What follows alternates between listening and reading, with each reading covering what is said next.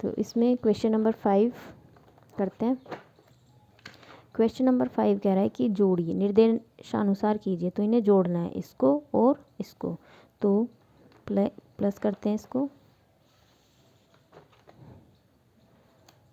Question number 5 का first part है √125 plus 2√27 plus minus के 5√5 और माइनस के √3, इनको प्लस करना है।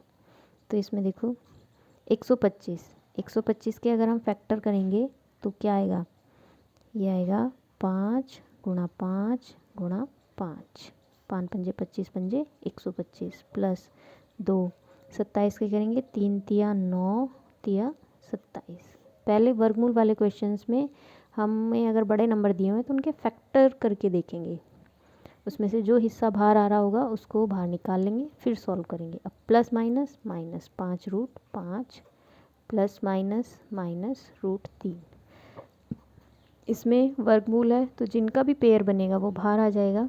तो 5 बाहर आ गया, 5√5, इस पेयर में से एक आता है बाहर, तो 5 और ये 5 प्लस 3 बाहर आ जाएगा, पहले से 2 है, 3 दूनी 6 √3 माइनस 5√5 और माइनस √3, ये प्लस का 5√5 और ये माइनस का। अब 6√3 में से √3 माइनस करेंगे, तो ये मैंने आपको माइनस करना सिखाया हुआ है, वर्कशीट नंबर 3 में किया था आई थिंक। तो 6 स्टार में से एक स्टार जा रहा है, तो कितना बचेगा, 5 स्टार, 5√3। ठीक, तो इसको सॉल्व करके हमें इतना मिला। सेकंड वाले पोर्शन पे आते हैं। उसमें कह रहा है जोड़ना है √7 माइनस √11 प्लस √5 माइनस √11 और प्लस √13।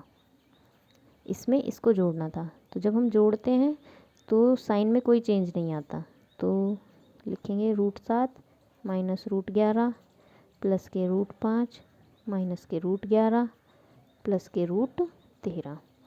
अब इसमें से देखते हैं, ये दोनों एक जैसे आ रहे हैं, बाकी ये √7 है, ये √5 है और ये √13 है, तो इसको हम लिखेंगे √7, ये दोनों माइनस के हैं, ये दोनों माइनस के हैं, के 2√11 प्लस का √5 और प्लस के √13। ठीक है, तो ये आ गया हमारा क्वेश्चन का सेकंड पार्ट। अब आते हैं थर्ड पे। थर्ड में कह रहा है गुणा कीजिए, तो 2√2 गुणा 5√2, तो जो हमारा पूर्ण भाग होता है उसकी आपस में मल्टीप्लाई करते हैं, 5 दूनी 10 गुणा √2 की √2 में गुणा करोगे, रूट हट जाएगा 2, तो 10 दूनी 20। अब है गुणा कीजिए, अब हमें इस वाली अपरिमेय संख्या की 3 से गुणा करनी है, तो 3 गुणा -3 प्लस √5, तो 3 की इसमें करेंगे, 3 गुणा -3 प्लस 3 गुणा √5 प्लस माइनस माइनस 3 तिया 9 प्लस 3 √5। ठीक है, तो ये होगी गुणा। अब इसमें नेक्स्ट है भाग दीजिए, 7√5 को -14 √125 से, तो इसको करते हैं सॉल्व।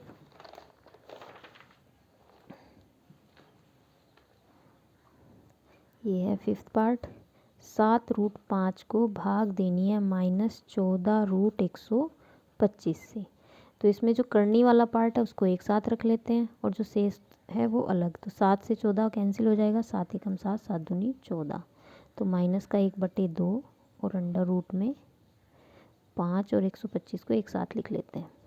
5 से 125 कैंसिल हो जाएगा, 25 आ जाएगा, तो माइनस का 1/2 अंडर रूट में 1/25। अब यहाँ से क्या करेंगे, -1/2 गुणा 1 का वर्गमूल 1 होता है और 25 का वर्गमूल 5 होता है, तो -1/10। ठीक है, तो ये था हमारा इसमें पार्ट फिफ्थ, सबके मान हमने ज्ञात कर लिए हैं। अब नेक्स्ट आते हैं हम, सरल कीजिए। सॉल्व करना है हमें। तो देखिए ये एक अपरिमेय संख्या है और ये भी एक अपरिमेय संख्या है, तो इन्हें सॉल्व करना है। तो 2√2 प्लस 3√3 इंटू 2√2 माइनस 3√3। अब यहाँ पे अगर हम देखें तो ये वाली क्वांटिटी बिल्कुल इसके जैसी है और ये वाली इसके जैसी है, यहाँ प्लस है और यहाँ माइनस है, तो a प्लस बी और a माइनस बी। तो कौन सा सर्व समीकरण लगेगा? a square minus B square. तो पहली राशि का वर्ग माइनस दूसरी राशि का वर्ग। ये मैंने आपको पहले ही बताया, अगर हमारे पास a प्लस बी हो और a माइनस बी हो तो ये बराबर होता है a square minus B square. तो जब हम इसका वर्ग करेंगे तो 2 दूनी 4 गुणा √2 की √2 में होगी तो 2 माइनस 3 तिया 9 गुणा 3, 4 दूनी 8 9 तिया 27। तो ये आएगा माइनस के 19। ठीक है, सॉल्व करके। अब नेक्स्ट पे आते हैं हम, सेकंड पार्ट। सेकंड पार्ट क्या कह रहा है? 2√8 माइनस 3√2 की घात 2 कीजिए इसको। तो इसमें a माइनस बी का होल स्क्वायर लगा देंगे। a माइनस बी का होल स्क्वायर बराबर होता है a का वर्ग माइनस 2ab और प्लस का b स्क्वायर। ये हमारा फॉर्मूला है सर्वसमी का, तो हम ये लगाएंगे। तो पहली राशि का वर्ग यानी 2√8 का वर्ग माइनस 2 गुणा पहली राशि इंटू दूसरी राशि और प्लस दूसरी राशि का वर्ग 3√2 का वर्ग। अब इसमें इसका वर्ग कर लेंगे तो 2 दूनी 4 गुणा 8 √8 की √8 में होगी तो 8 आ जाएगा, माइनस 2 दूनी 4 तिया 12। जितने भी हमारे पूर्ण वाले हिस्से हैं उनको हम गुणा कर लेंगे। √8 की √2 में गुणा होगी तो √ के अंदर आ जाएगा 8 दूनी 16 प्लस 3 तिया 9 और √2 की √2 में करोगे 2। सॉल्व कर लेते हैं। 8 चौक 32 माइनस 16 का वर्गमूल होता है 4, 12 गुणा 4 12 प्लस 9 दूनी 18, 32 और 18 50 माइनस 12 चौक 48। तो ये कितना आएगा? 2। ठीक है, तो ये था हमारा सेकंड पार्ट। अब आते हैं थर्ड पार्ट पे। थर्ड पार्ट में कह रहा है √7 प्लस √6 का होल स्क्वायर हमें निकालना है। तो इसमें हम लगाएंगे कौन सी सर्वसमी का? a प्लस बी का होल स्क्वायर वाली सर्वसमी का। ये होती है a square plus 2ab plus B square. तो इसमें a है √7 और b है √6, तो √7 का वर्ग प्लस 2 गुणा √7 गुणा √6 प्लस √6 का वर्ग। ये थी हमारा फॉर्मूला बराबर √7 का वर्ग तो यानी 7 आ जाएगा, 2 अंडर रूट 7 छंग 42 प्लस 6, तो 6 और 7 13 प्लस 2√42। ठीक, तो ये हमारा सॉल्व करके आ गया। अब नेक्स्ट पार्ट पे जाते हैं। नेक्स्ट क्या है? Fourth part. फोर्थ पार्ट क्या कह रहा है कि 6 माइनस √2 की गुणा हो रही है 2 प्लस √3 में। तो देखो 6 से 2, पहले हम इस 6 की इस पूरे ब्रैकेट में गुणा करते हैं, तो 6 इंटू 2 प्लस √3 माइनस √2 की गुणा करते हैं 2 प्लस √3 में बराबर। अब 6 की किस में करेंगे? ब्रैकेट के अंदर 2 में प्लस ये भी प्लस ये भी प्लस, तो कोई चेंज नहीं, 6 गुणा √3। फिर माइनस की इसमें करेंगे तो माइनस के √2 गुणा 2 माइनस और प्लस की मल्टीप्लाई करेंगे, पहले साइंस की करते हैं, तो माइनस होता है √2 गुणा √3। तो 6 दूनी 12 प्लस 6 √3 माइनस 2√2 और माइनस √6।